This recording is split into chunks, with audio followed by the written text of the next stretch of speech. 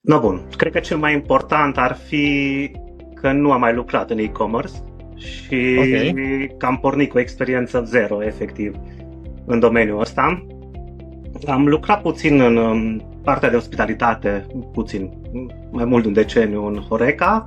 Wow. Și pentru o persoană care vine din Horeca, obișnuită cu costurile lunare de acolo, programul ăsta chiar a fost un lucru foarte interesant pentru mine. Mi-a plăcut foarte mult libertatea care mi oferă business-urile de genul, care pot lucra remote, eu nelocuind în țară, atunci pentru mine a fost foarte ok și a fost curiozitate. Hai să vedem, pot să fac ceva de aici sau nu pot să fac ceva de aici? Ok, super interesant. Unde ești acum? Acum, momentan, sunt în România în vacanță, dar locuiesc în Spania. Ah, super tare. Unde în Spania? Sau Între Valencia și Barcelona, la Mediterană. Ah, super tare, wow. Ok, și business-ul a început de acolo. De acolo. Cum ar veni, Da. totul remote. Totul remote, inclusiv Bun. în bancar, absolut tot. Ah, super tare. Știi de ce? Te întreb pentru că am primit foarte multe întrebări înainte de la oameni care erau tot așa din diaspora.